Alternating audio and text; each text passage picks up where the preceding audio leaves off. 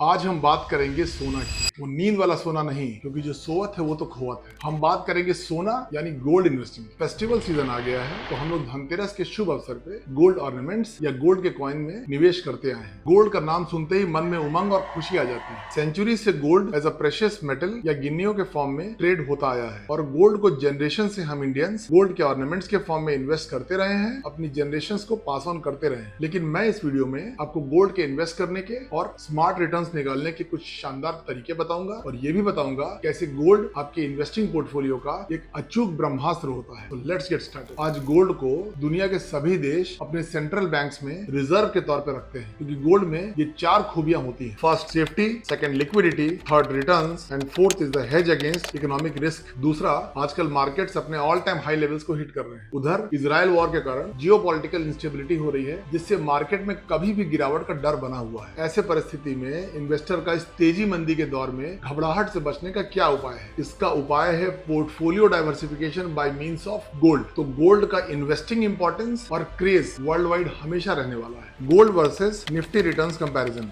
इतिहास गवाह है, जब जब मार्केट में अनसर्टेनिटी होती है या फॉल आता है तो इन्वेस्टर्स सेफ एसेट्स में इन्वेस्ट करते हैं और गोल्ड की डिमांड बढ़ जाती है। गोल्ड और स्टॉक मार्केट का इनवर्स कोलेशन होता है। तो गोल्ड हमारे पोर्टफोलियो में एक अल्टीमेट हेजिंग का काम करता है, जो रिस्क और रिवॉर्ड को बैलेंस करता है, जैसे बढ़ती महंगाई और फाइनेंशियल क्राइसिस को बैलेंस करता है। जैसे आप गोल्ड और निफ्टी 50 के हिस्टोरिकल प्राइस ट्रेंड के 28 साल के चार्ट में देख सकते हैं कि जब भी फाइनेंशियल मार्केट्स क्रैश किया है उसी दौरान गोल्ड ने आउटशाइन किया है। जैसे 2008 में ग्लोबल फाइनेंशियल क्राइसिस में जहां निफ्टी ने -27.5% का रिटर्न दिया, वहीं गोल्ड ने 40.4% का रिटर्न दिया। 2012-14 की क्राइसिस में निफ्टी ने -12% और गोल्ड ने 49.8% का रिटर्न दिया। 2020 में कोविड पैंडेमिक में जहां निफ्टी ने -18.4% और गोल्ड ने 35% का रिटर्न दिया। गोल्ड हिस्टोरिकल रिटर्न्स, ये हमने निफ्टी और गोल्ड का कंबाइंड परफॉर्मेंस देखा। अब इस चार्ट में आप एक्सक्लूसिवली पिछले 40 साल के गोल्ड का चेंज इन प्राइस देखिए। मार्केट के टर्बुलेंस या गिरावट के फेज में तो आप क्लियरली नोटिस कर पाएंगे, जब जब मार्केट में गिरावट आई है तब तब गोल्ड ने आउट परफॉर्म किया है। 91 के गल्फ वॉर से लेकर Asian crisis, .com bubble, credit crunch, housing crisis, 2011 में यूएस डेट डाउनग्रेड, 2015 में चाइनीज स्टॉक मार्केट क्रैश, 2020 में कोरोना पैंडेमिक और पिछले साल का रशिया यूक्रेन वॉर में जहां स्टॉक मार्केट्स बुरी तरीके से क्रैश हो गए थे, उसी समय गोल्ड ने 10% से 45% का आउटस्टैंडिंग रिटर्न दिया है। तो आपने देखा, जब जब इक्विटी में गिरावट का खतरा मंडराया है तब तब सोना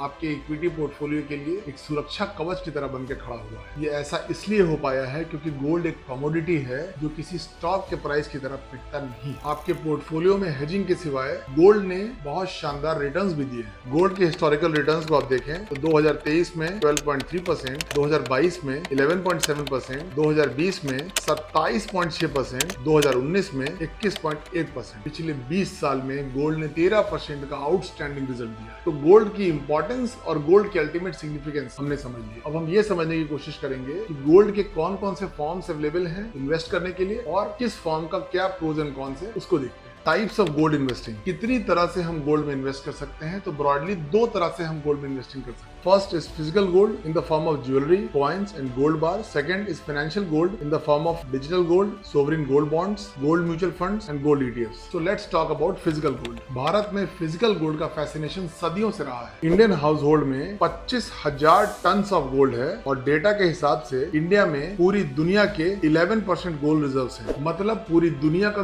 11% गोल्ड सिर्फ भारत में ही। गोल्ड ज्वेलरी को आप अपने शौक के लिए, सोशल स्टेटस के लिए, जनरेशनल वेल्थ के लिए, या हो सकता है आप बप्पी लहरी बनने के लिए भी ले सकते हैं, तो बिल्कुल जस्टिफाइड है। लेकिन गोल्ड के कुछ डिसएडवांटेजेस भी हैं। Up to 35% making charges, payment of 3% GST, ये दोनों ही extra charges over and above the gold price होता है। थर्ड इज प्योरिटी, ज्वेलरी आपको 24 कैरेट या 100% प्योर नहीं मिल सकती है। Fourth is inconvenience of storage, jewellery को स्टोर करना भी एक परेशानी है, जिसको हम एक्स्ट्रा चार्जेस पे करके बैंक लॉकर्स में रखते हैं। Fifth is no regulator. तो अगर आप फिजिकल गोल्ड में इन्वेस्ट करना चाहते हैं और कोई इमोशनल एस्पेक्ट नहीं है, तो डेफिनेटली आप ज्वेलरी के बजाय गोल्ड बार्स में इन्वेस्ट करें। हालांकि इसका भी 3% जीएसटी और स्टोरेज का इशू रहेगा, लेकिन इसके कुछ बेटर एडवांटेजेस भी हैं। Advantages of gold bar investing: first, no making charges, जिससे आपकी 10 से 30% की बचत हो जाएगी। सेकंड, टेंजिबल, आप गोल्ड बार को टच कर सकते हैं। Third, purity guaranteed, gold bars की 24 कैरेट यानी 99.9% की प्योरिटी होती है। Fourth, quality assured by hallmark, ये वर्ल्ड गोल्ड काउंसिल के हॉलमार्क क्वालिटी एश्योर्ड होते हैं। Fifth, highly liquid. तो फिजिकल गोल्ड स्पेशली ज्वेलरी का सबसे बड़ा चैलेंज है इमोशनल पैरामीटर्स। जब भी आप ज्वेलरी को बेचने जाएंगे तो आपको और आपके परिवार के बहुत ज्यादा तकलीफ, तो आप कभी भी ज्वेलरी को एक इन्वेस्टमेंट के पॉइंट ऑफ व्यू से मत देखिए। सेकंड इज डिजिटल गोल्ड, हम गोल्ड को डिजिटल गोल्ड के फॉर्म में भी ले सकते हैं, बहुत से यूपीआई और बुलियन प्लेटफॉर्म के through. 15 best digital gold investment apps in India are Jar, स्पेयर8, PhonePe, Paytm, Jupiter, MMTC, Airtel payment bank, digi gold, Amazon pay, Groww, Google pay, Pluto, pin play and Tanishq से digital gold खरीद सकते हैं। Research के हिसाब से Indian gold market 2025 तक $100 billion तक ग्रो करने का prediction. Advantages of digital gold: guaranteed purity, no storage required like physical gold, liquidity, आप जब चाहिए तब इसको बेच सकते हैं, and invest with a minimum investment of ₹1। तो आप डिजिटल गोल्ड को एसआईपी या लमसम के फॉर्म में 1000, 5000 या 10000 या अपनी सुविधा के हिसाब से महीने में या साल में ले सकते। Disadvantages of digital gold: first, payment of 3% commission, आप 1000 रुपए का डिजिटल गोल्ड खरीदिए और आपको मिलेगा सिर्फ 970 रुपए की वैल्यू का गोल्ड। सेकंड, प्लेटफॉर्म कमीशन, इन प्लेटफॉर्म्स का भी अपना फी और कमीशन होता है, तो ये आपको खरीदने और बेचने में 5 से 6% का डिफरेंस देखने को मिलता है। Third is absence of regulator, my suggestion is avoid. Third is the sovereign gold bonds और SGB. Sovereign gold bond gold को इन्वेस्ट करने का सबसे बढ़िया तरीका है, क्योंकि इसमें ना कोई मेकिंग चार्जेस लगते हैं, ना कोई जीएसटी लगता है। इस बॉन्ड को सरकार ने 2015 मॉनेटाइजेशन पॉलिसी के अंडर लॉन्च किया था। ये आरबीआई यानी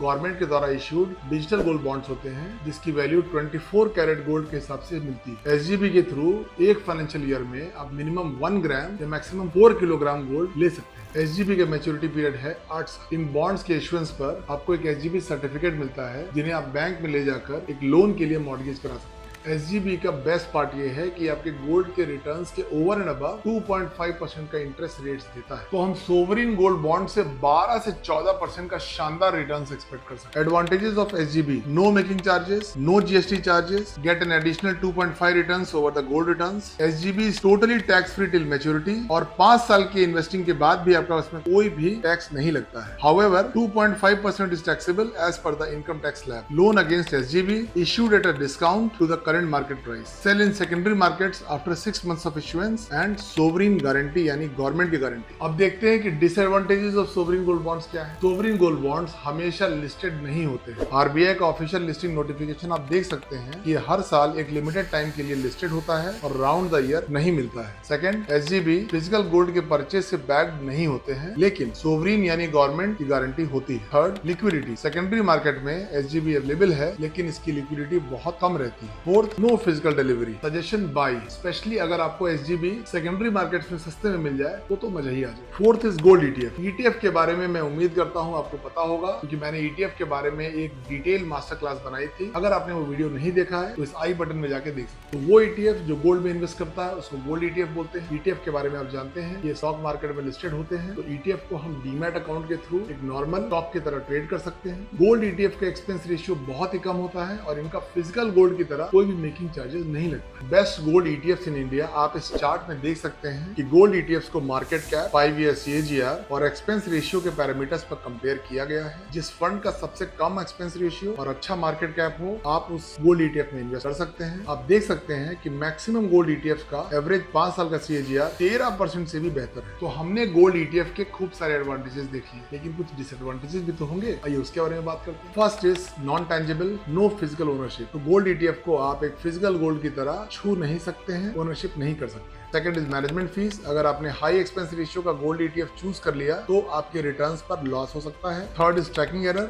आपको लोएस्ट ट्रैकिंग एरर वाले गोल्ड ईटीएफ को चूज करना चाहिए, नहीं तो आपका फंड गोल्ड के प्राइस को मिरर नहीं कर पाएगा और खराब परफॉर्मेंस मिलेगा। Fourth is liquidity risk. आप हमेशा ईटीएफ में इन्वेस्टिंग लिक्विडिटी को देख के कीजिए। लो लिक्विड ईटीएफ में आपको सेलर्स ही नहीं मिलेंगे बेचने के समय। Suggestion is by. Fifth is the gold mutual mutual fund, gold mutual fund को आप गोल्ड ईटीएफ की तरह ही देखिए, लेकिन दोनों में क्या डिफरेंस? गोल्ड म्यूचुअल फंड में डीमैट अकाउंट की जरूरत नहीं होती है। आपको ये जान के हैरानी होगी कि गोल्ड म्यूचुअल फंड सिर्फ गोल्ड ईटीएफ में ही इन्वेस्ट करते हैं। आप लीडिंग गोल्ड म्यूचुअल फंड के एक्सपेंस रेशियो का चार्ट देख सकते हैं। नोटिस कीजिए कि गोल्ड म्यूचुअल फंड का एक्सपेंस रेशियो अपने अंडरलाइंग ईटीएफ का कंबाइंड प्राइस होता है। For example, axis gold fund का एक्सपेंस रेशियो है 0.15, जो कि सही नहीं है क्योंकि उसके अंडरलाइंग ईटीएफ का एक्सपेंस रेशियो है 0.53, तो कंबाइंड रेशियो हो गया 0.70। इसलिए आप गोल्ड म्यूचुअल फंड को कंसीडर करते समय कंबाइंड एक्सपेंस रेशियो को जरूर कंसीडर करें। Suggestion by taxation of gold. तो अब आइए हम फिजिकल और पेपर गोल्ड के टैक्सेशन को समझते हैं। Physical gold taxation. Physical gold में short term capital gain tax आपके टैक्स स्लैब के हिसाब से होता है। 3 साल से ज्यादा रखने पर long term capital gain tax लगता है, जो कि 20% टैक्स प्लस 4% सेस यानी 20.8% long term capital gain tax लगता है। इसके अलावा खरीदते समय 3% GST plus up to 35% making charges भी लगते हैं। सोवरिन गोल्ड बॉन्ड को अगर 3 साल से पहले बेच दिया जाए तो short term capital gain tax लग जाएगा, जो आपके इनकम टैक्स के स्लैब के हिसाब से लगेगा। एसजीबी को अगर 5 साल या मैच्योरिटी तक होल्ड करें तो बिल्कुल टैक्स फ्री हो जाएगा। हालांकि हर साल 2.5% का जो इंटरेस्ट मिलेगा इस पर टैक्स लगेगा। पेपर गोल्ड टैक्सेशन यानी गोल्ड म्यूचुअल फंड और गोल्ड ईटीएफ में long term capital gain 20.8% with indexation benefits और short term capital gain tax होगी आपके इनकम स्लैब के हिसाब से। उम्मीद करता हूं कि इस फेस्टिवल सीजन में गोल्ड इन्वेस्टिंग के तरीके आपको पसंद आए होंगे। वीडियो अगर पसंद आए तो इसको लाइक करिए, चैनल को सब्सक्राइब करिए, नोटिफिकेशन के बेल आइकन को दबाइए और अपने ज्यादा से ज्यादा दोस्तों को शेयर करिए। Have a good financial health. नमस्कार।